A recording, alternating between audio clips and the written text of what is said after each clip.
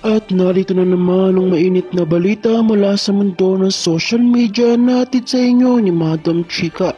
Isang controversial na isyong sumiklab sa kamera ng mga kinatawan ayon sa Senado na si Ronald Bato de la Rosa. Inilabas nitong ilang ebidensya ng papatibay umano sa mga paratang laban kay House Speaker Martin Romualdez.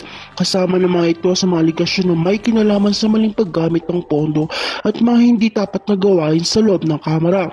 Ang mga ito ay nagbigay daan sa mga usap-usapan na malamit ng mawalan ng pwesto si Romualdez. Panoorin natin ang detalye ng mga pangyayaring ito. Ayon kay Senador Bato de la Rosa, nagsagawa siya ng isang press conference kung saan niya ibinahagi ang mga dokumento na nagpapatunay sa mga kasong may kinalaman kay Romualdez.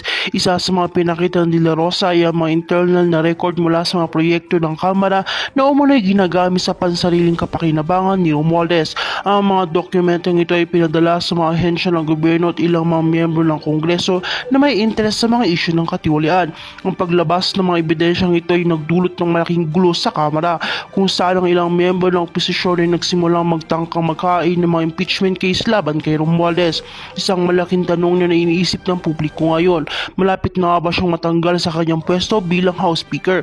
Ayon sa mga eksperto, bagamat mahirap pa itong mangyari, may mga hakbang na nagsisimula ng gawin upang mapatibay ang mga paratang laban sa kanya.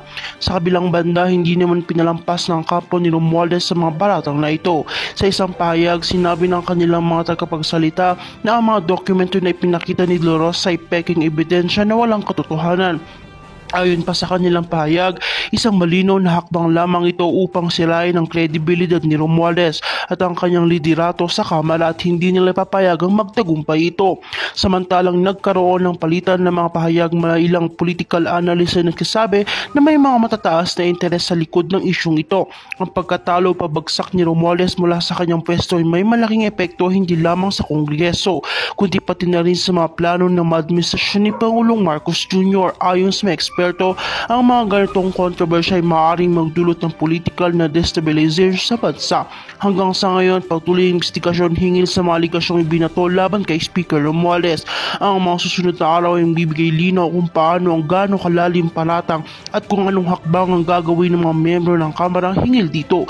Samantala, nagpapatuloy ang pagtaas ng tensyon sa mga politikal ng pwersa sa bansa. At kung bago pa lamang po kayo sa akin channel, ay huwag kalimutan mag-like, share, and subscribe para update ka sa aming bagong balita.